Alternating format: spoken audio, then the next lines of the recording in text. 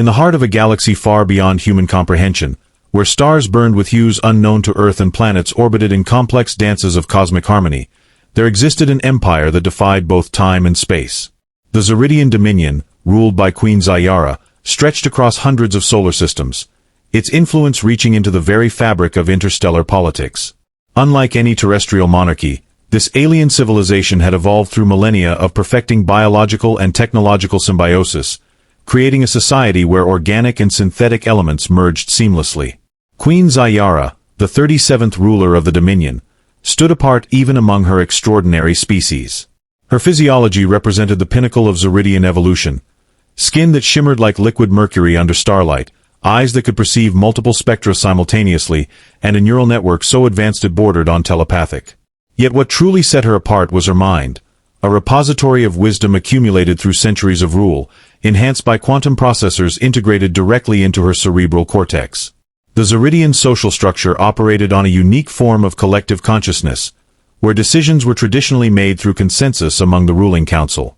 However, Queen Zayara's reign had been marked by increasingly bold choices that challenged centuries-old traditions. She had expanded the Dominion's territories through unprecedented diplomatic negotiations rather than conquest, forged alliances with species once considered too primitive for contact, and implemented reforms that gave more autonomy to conquered worlds. Her motivations remained as mysterious as the swirling nebulae that adorned her throne room. Some believed she sought to evolve her species beyond their warrior origins, while others whispered of a deeper purpose driving her actions. The royal court buzzed with speculation about her latest endeavors, particularly her growing interest in Earth, a planet whose inhabitants possessed neither advanced technology nor significant resources. Yet something about humanity captivated the Queen. Perhaps their resilience, their capacity for rapid adaptation, or their peculiar emotional depth that seemed to resonate with some ancient part of her consciousness. As the Dominion's fleets mapped new sectors of space and established outposts around distant suns, Queen Zayara found herself drawn to reports from the edge of human space.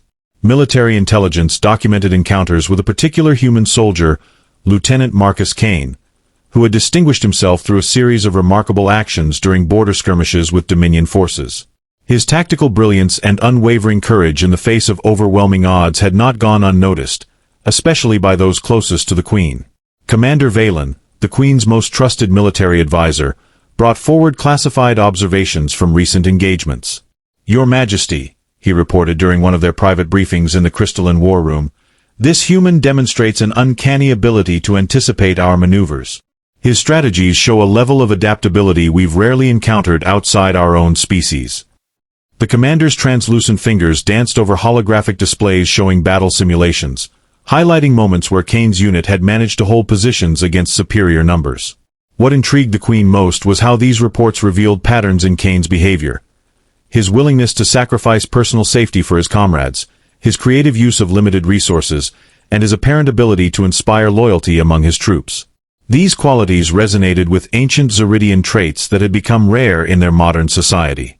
Through captured communications and surveillance, they learned of his background, a soldier who had risen through the ranks despite humble beginnings, whose leadership style emphasized mutual respect and shared purpose rather than hierarchical command.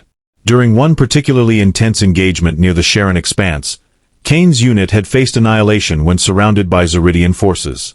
Instead of surrendering, he had organized a daring breakout that not only saved his soldiers but also managed to disable several Dominion vessels using improvised tactics. The operation demonstrated not just military skill but a deep understanding of psychological warfare, exploiting weaknesses in Zaridian battle protocols that even their own strategists hadn't fully recognized. Queen Zayara spent countless hours reviewing these encounters, studying every recorded moment of Kane's command. She found herself drawn to his voice in intercepted transmissions, the way he addressed his troops not as subordinates but as partners in survival. There was a raw authenticity in his words that contrasted sharply with the calculated precision of Zaridian military communication. This human, she realized, possessed something that had become almost alien to her own people: genuine emotional connection combined with strategic genius. As she watched holographic recreations of his battles, the Queen's thoughts drifted to her own position within the Dominion. For centuries, Zaridian queens had chosen mates from among their own kind, selecting partners based on genetic compatibility and political advantage. Yet none of these traditional matches had ever stirred within her the peculiar combination of fascination and challenge that she felt when observing Lieutenant Kane's actions. The more she studied him, the more she became convinced that his presence in her life could represent something unprecedented, a bridge between two species, a catalyst for change that might reshape the future of both their peoples. In the crystalline depths of her private chambers, Queen Zayara wrestled with the implications of her growing obsession. The walls of her sanctuary pulsed with bioluminescent patterns that mirrored her internal turmoil, waves of silver light crashing against veins of cobalt, reflecting the conflict raging within her consciousness. Every fiber of her being screamed against the conventions that had governed Zeridian royalty for millennia. The idea of choosing a mate from outside her species was not merely unconventional. It was unprecedented, a violation of biological imperatives that had shaped their civilization since its inception. The Queen's neural processors hummed with conflicting data streams. Historical records showed that cross-species unions inevitably led to cultural dilution and genetic instability. Her advisors had already begun voicing concerns about her increasing interest in human affairs, though none yet suspected the true nature of her preoccupation. Commander Valen had started monitoring her movements more closely, his concern evident in the subtle shifts of his iridescent skin whenever she requested additional information about Kane's activities. Yet the Queen's attraction to the human soldier transcended mere physical interest. It wasn't just his tactical brilliance or his ability to inspire loyalty that fascinated her, though these qualities certainly played their part. What truly unsettled her was how his actions resonated with something deep within her own psyche, something that felt almost forgotten. In Kane's willingness to risk everything for his comrades, she saw echoes of ancient Zeridian virtues that had been bred out of her people through generations of selective enhancement. His raw emotional responses, so different from the measured calculations of her court, stirred memories of times before the Dominion's rise to power, when passion and instinct had driven their species forward. The potential consequences of pursuing this attraction weighed heavily on her mind. A union with a human would create shockwaves throughout the Dominion, potentially destabilizing the delicate balance of power she had spent centuries cultivating. The genetic implications alone were staggering. Combining human and Zeridian DNA would require unprecedented medical intervention, and the offspring of such a union would be unlike anything either species had ever known. Worse still, many of her subjects viewed humans as little more than primitive creatures, barely worthy of consideration in interstellar diplomacy, let alone as candidates for royal matrimony. But beneath these rational considerations lay a deeper, more primal urge that she couldn't ignore. During her long reign, she had mastered the art of controlling her emotions, channeling them into calculated decisions that benefited her empire. Yet now, when she closed her eyes, she found herself haunted by visions of Kane's determined face, his voice resonating through captured transmissions, speaking words that carried more weight than any formal declaration from her council. The intensity of this reaction frightened her, not because it was inappropriate, but because it felt so fundamentally right. As she paced along the transparent floor of her chamber, watching stars drift past like scattered diamonds, the Queen realized that her choice wasn't merely about desire or political strategy.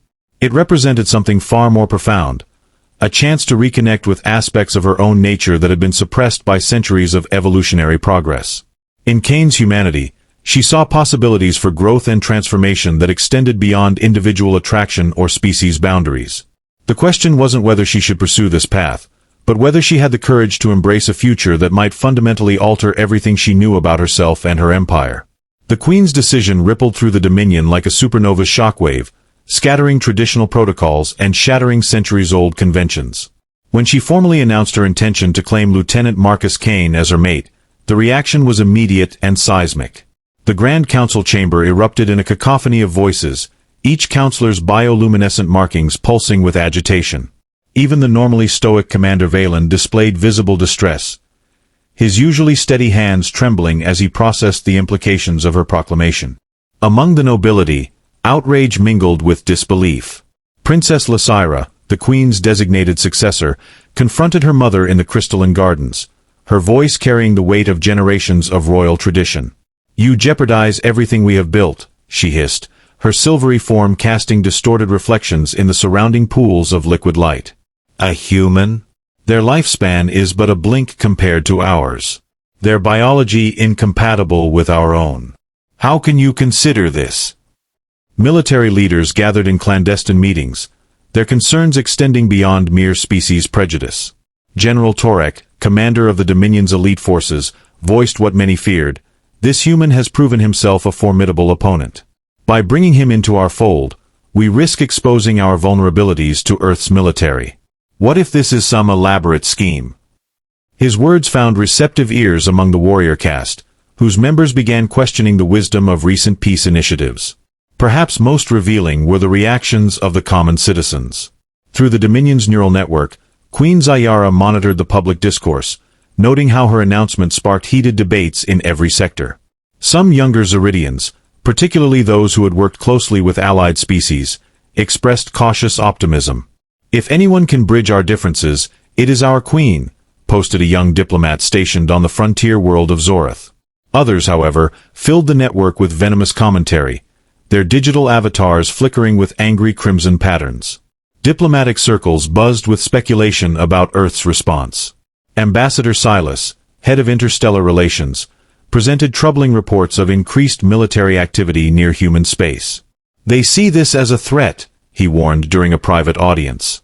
"Many human leaders believe your interest in Cain indicates hostile intentions. Some factions are already calling for preemptive strikes against our borders."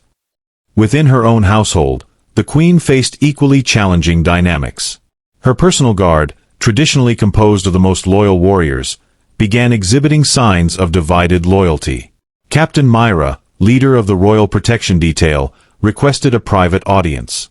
"Your Majesty," she began, her voice carefully measured, "many of us struggle to reconcile this decision with our duty to protect you. If this human poses any threat."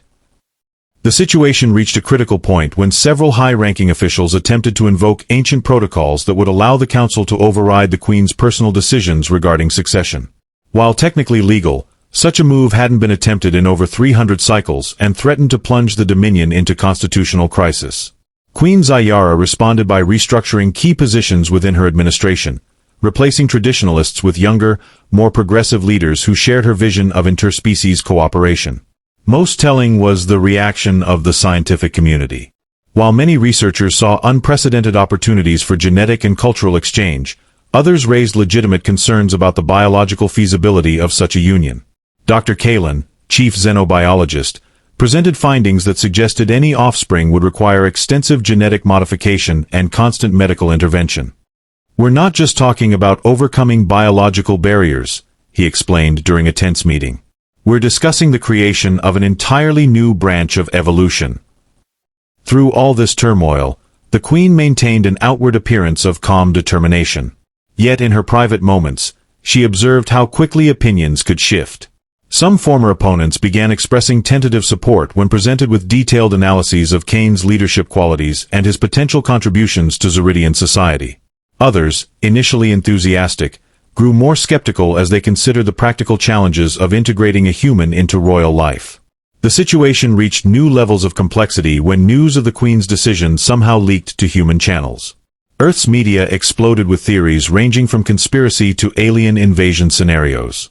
Military commanders publicly questioned Cain's loyalty, while politicians debated the implications of having one of their soldiers elevated to such a position within an alien empire. The lieutenant himself remained silent, his communications tightly controlled by both human and Zeridian authorities. As days turned into weeks, Queen Zayara watched the evolving situation with growing concern. What had begun as a personal choice had transformed into a test of her leadership, a challenge to the very foundations of Zeridian society. Each new development brought fresh complications, forcing her to navigate an increasingly complex web of political, social, and biological considerations.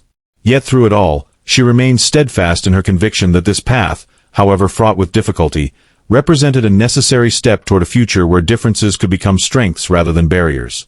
Lieutenant Marcus Kane sat in the dimly lit briefing room aboard the human outpost Orion 7, staring at the classified documents spread before him.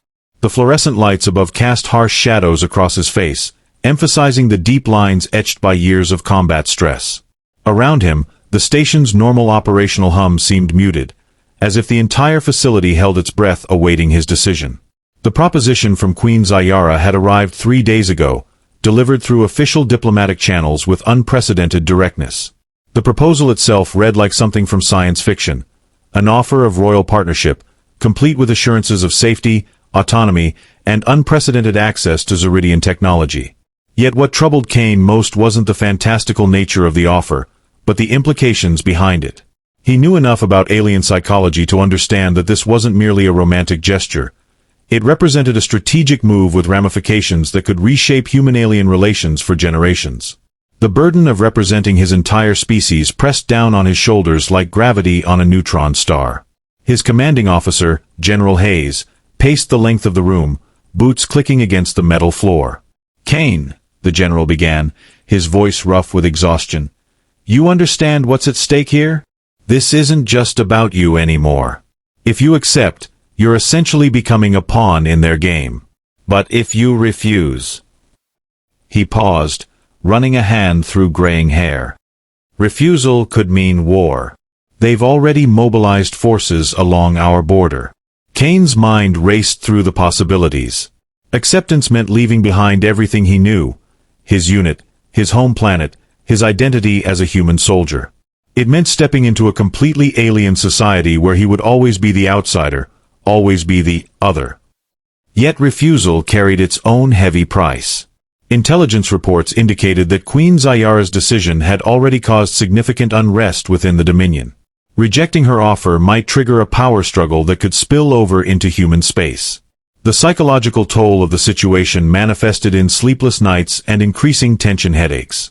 During brief moments of rest, Kane found himself haunted by memories of past battles against Zeridian forces. He recalled the faces of fallen comrades, their sacrifices weighing heavily on his conscience. Could he justify putting himself above his duty to them? And yet, wasn't survival sometimes about making impossible choices? Complicating matters further was the reaction of his fellow soldiers. Some viewed his potential elevation as a betrayal, while others saw it as an opportunity for peace. Sergeant Emily Chen, his closest confidant, had stopped speaking to him altogether. Her silence spoke volumes about the divisions forming within their ranks. During training sessions, he noticed sidelong glances and hushed conversations that ceased whenever he approached. The camaraderie that had sustained him through countless missions was fracturing under the weight of this singular decision. Medical officers had already begun conducting preliminary examinations, their clinical assessments feeling more like invasions than routine checkups. The thought of undergoing extensive genetic modifications and adapting to an alien physiology filled him with equal parts dread and fascination. Could he maintain his humanity while physically becoming something else? The psychological evaluations proved equally unsettling, delving into aspects of his personality and decision-making processes that he'd never consciously examined before. The timing of Queen Zayara's offer added another layer of complexity. Recent skirmishes had left human forces stretched thin, their resources depleted from ongoing conflicts with multiple alien species. Accepting the Queen's proposal could provide access to advanced technology and strategic insights that might help turn the tide in their favor. Yet this potential benefit came wrapped in ethical questions that kept Kane awake at night. Was he willing to trade his freedom for military advantage? Could he live with the knowledge that his personal choice might determine the fate of millions? Each day brought new pressures and revelations. Diplomatic envoys from Earth arrived bearing conflicting messages, some urging acceptance as a means of securing peace, others warning of potential traps hidden within the offer. Military strategists presented detailed projections of possible outcomes, each more dire than the last. The weight of these considerations pressed down on Kane, transforming simple tasks into monumental challenges.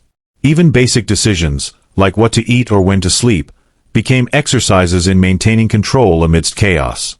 As the deadline for his decision approached, Kane found himself spending more time in the observation deck, staring out at the stars that separated his world from the Zeridian Dominion. The vast emptiness of space seemed to mirror the void of uncertainty within him.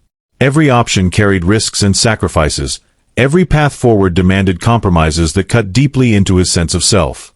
Yet through it all, one thought kept returning: that sometimes the hardest choices were the ones that defined not just individuals, but entire civilizations. Queen Zayara stood within the crystalline sanctum of her inner chambers, her reflection fractured across thousands of faceted surfaces as she prepared for the most crucial negotiation of her reign. Surrounding her, holographic displays flickered with real-time data streams from both Zeridian and human sources, painting a complex picture of the converging forces shaping this unprecedented encounter. Through the Dominion's quantum network, she maintained constant surveillance of Earth's military movements, analyzing patterns in their fleet deployments and diplomatic communications.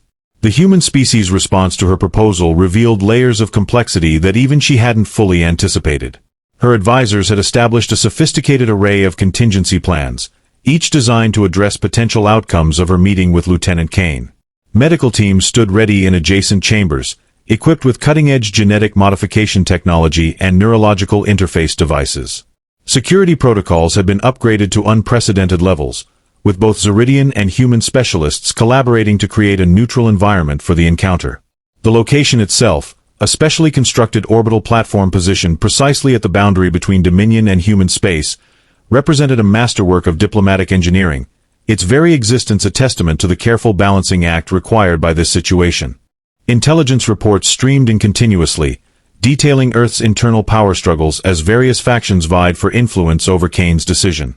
The United Earth Council had convened emergency sessions, while military leaders debated the strategic implications of accepting or rejecting the Queen's offer. Particularly concerning were indications that certain human extremist groups viewed the situation as an opportunity to escalate hostilities with the Dominion. Queen Zayara's neural processors constantly analyzed these developments, adjusting security measures and diplomatic strategies accordingly. Through covert channels, she had initiated direct communication with Kane, though their exchanges remained strictly controlled and monitored by both sides. These interactions revealed aspects of the human soldier's character that intelligence reports had failed to capture. Subtle nuances in his decision-making process, flashes of humor that cut through protocol, and a pragmatic approach to problem-solving that resonated with her own methods. Yet each conversation also highlighted the vast gulf between their species, from fundamental biological differences to deeply ingrained cultural perspectives. The preparation extended beyond mere logistics and security. The Queen had commissioned extensive studies on human psychology and social dynamics, immersing herself in Earth's history and cultural evolution. She found particular fascination in humanity's capacity for adaptation and innovation, traits that seemed to emerge from their relatively short lifespans and diverse environmental experiences. These insights informed every aspect of the meeting's design, from the atmospheric composition of the conference chamber to the linguistic algorithms powering the translation systems. Technical specialists from both species worked around the clock to develop hybrid technologies that would facilitate safe interaction between Kane and the Zeridian delegation. Advanced containment fields prevented potential biological contamination, while specially designed interface suits allowed for direct neural communication without risking either party's physiological integrity. The platform itself incorporated elements of both human and Zeridian architecture, creating a space that felt equally foreign and familiar to all participants. Perhaps most challenging was managing the expectations and reactions of her own people. Rumors of the impending meeting had spread throughout the Dominion, sparking renewed debates about the wisdom of pursuing this unprecedented alliance. Queen Zayara had authorized limited media coverage of the preparations, carefully curated to present the situation as a calculated strategic move rather than a purely personal decision. This approach had helped temper some of the more extreme reactions, though pockets of resistance remained active throughout her empire. As the final preparations neared completion, the Queen reviewed detailed psychological profiles of everyone involved in the meeting, from Kane's immediate support team to her own diplomatic corps. Each individual's potential impact on the outcome had been meticulously analyzed, their roles in the proceedings carefully orchestrated to maximize the chances of success. Contingency teams stood ready to address any number of possible scenarios, from technical failures to security breaches to unexpected diplomatic breakdowns. The orbital platform's automated systems conducted final system checks, verifying the integrity of every component in the complex arrangement of technologies and protocols. Through her neural interface, Queen Zayara monitored these processes while simultaneously processing updates from her intelligence network, her consciousness spanning multiple dimensions of information and strategy. The convergence of so many variables created a situation of exquisite complexity, each element dependent on countless others in a web of interlocking requirements and possibilities. Despite the thorough preparation, an element of unpredictability remained, inherent in any encounter between such fundamentally different species. Queen Zayara understood that no amount of planning could account for the raw human emotions that would undoubtedly surface during the meeting, nor the deep-seated Zeridian prejudices that might manifest despite strict controls. This uncertainty, rather than causing anxiety, filled her with a strange sense of anticipation. For in this uncharted territory lay the potential for transformation, not just for herself and Kane, but for both their species and the future of interstellar relations. On the designated day, Lieutenant Marcus Kane stepped onto the orbital platform, his boots echoing against the hybrid flooring that seemed to pulse with both human and Zeridian technology.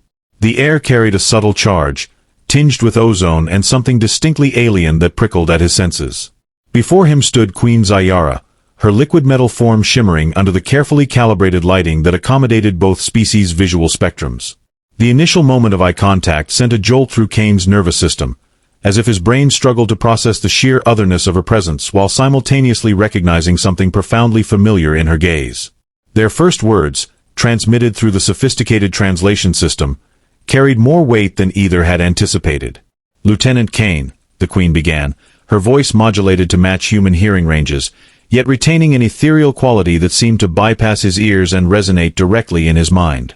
"I trust your journey was tolerable?" The slight hesitation before the final word revealed her careful consideration of human idioms, a detail that somehow made her seem more approachable despite her regal bearing. "It was efficient, Your Majesty," Kane replied, his military training keeping his tone formal despite the surreal nature of the situation. As he spoke, he became acutely aware of how his words sounded through the translation matrix, stripped of nuance, reduced to their most basic meanings. Yet when the Queen responded, her reply carried layers of meaning that transcended simple language. "Efficiency is valued among my people as well," she said, her iridescent eyes narrowing slightly, though perhaps not at the expense of comfort. The conversation proceeded in careful increments, each party testing the boundaries of understanding while navigating the minefield of cultural differences. Kane found himself struggling to reconcile the Queen's physical presence with her intellectual acuity. Her movements flowed with an alien grace that seemed to defy human physics, yet her questions demonstrated a grasp of human psychology that felt almost invasive in its precision. "Your species places great emphasis on individual choice," she observed after one particularly probing inquiry. "Yet your military structure demands absolute obedience. How do you reconcile these opposing forces?" The question caught Kane off guard, forcing him to confront contradictions he'd long accepted as natural. "It's about context, Your Majesty," he explained, gesturing with his hands in a distinctly human manner. "We choose to serve, knowing that sometimes personal desires must yield to greater responsibilities." As he spoke, he noticed how the Queen's attention focused not just on his words, but on the subtle body language accompanying them. The set of his shoulders, the tension in his jaw, the rhythm of his breathing. Their dialogue deepened as they moved through the carefully designed meeting spaces, each chamber serving as a metaphorical bridge between their worlds. In the botanical garden, where earth plants coexisted with Zeridian flora, they discussed concepts of growth and adaptation. "Your species evolves through generations," Zayara noted, touching a Terran fern with a finger that seemed to phase between solid and liquid states. "While mine has mastered genetic manipulation, allowing for immediate change. Yet I find myself wondering, which approach holds greater wisdom?" The longer they interacted, the more Kane became aware of the Queen's genuine curiosity about humanity. Her questions weren't merely academic. They carried an emotional weight that suggested a deeper personal investment in understanding his species. This realization made him more willing to share intimate details about human experience. The pain of loss, the joy of connection, the messy beauty of living with uncertainty. With each revelation, he watched her expression shift in ways that defied easy interpretation, her metallic features rearranging themselves in patterns that seemed to reflect her internal processing. A significant breakthrough occurred during their discussion of military tactics in the strategy chamber. As they examined holographic representations of past battles, Kane noticed how the Queen's perspective shifted from purely analytical to something more visceral. "You fought not just to win," she observed, tracing a glowing projection of a particularly desperate engagement, "but to preserve something intangible. Honor. Loyalty. Perhaps something even your species struggles to define." Her insight struck him with unexpected force, forcing him to acknowledge aspects of his own motivations that he'd never fully articulated. Throughout these exchanges, both parties remained acutely aware of the larger stakes involved. Occasionally, representatives from their respective support teams would interject with reminders of protocol or requests for clarification, but these interruptions only served to highlight the growing connection between the Queen and the Lieutenant. The formal barriers erected by centuries of interspecies diplomacy began to dissolve, replaced by something more fundamental, a recognition of shared challenges and complementary strengths. As they moved to the final chamber, designed for private reflection, Cain found himself contemplating the paradox of their situation. Here he stood, a human soldier facing an alien queen, engaged in a conversation that transcended mere diplomacy or biology. Their interaction had become something akin to a dance, each step revealing new facets of understanding while opening doors to deeper mysteries. The queen's presence continued to challenge his perceptions, forcing him to expand his definitions of intelligence, emotion, and connection beyond human parameters. Their final exchange of the day carried an unspoken acknowledgement of the journey ahead. "Lieutenant Cain," the queen said, her voice carrying a resonance that seemed to touch something primal in his consciousness. "Our species have much to learn from each other. Perhaps more than either of us anticipated." Her words hung in the air, charged with possibility and peril, as they prepared to continue their unprecedented dialogue the following day. Cain nodded, his throat tight with unspoken emotions. "Your Majesty, I believe that too. But the path forward won't be easy, for either of us." The weight of their decision pressed heavily on the room, a tangible force neither could ignore. Queen Zayara stepped closer, her shimmering form casting faint reflections on the chamber's crystalline walls. "No true evolution ever is," she replied, her voice soft yet resolute. For the first time, Cain noticed a flicker of vulnerability in her gaze, a crack in the armor of centuries of rule. As they stood there, suspended between two worlds, the orbital platform trembled slightly, a reminder of the fragile balance they sought to create. Outside the observation windows, stars burned brightly against the void, indifferent to the drama unfolding within. The queen extended a hand, not quite touching his, as if testing the boundaries of connection itself. "Tomorrow, we begin shaping what could be. But know this, Lieutenant, my choice is not made lightly, nor out of necessity. It is born of hope."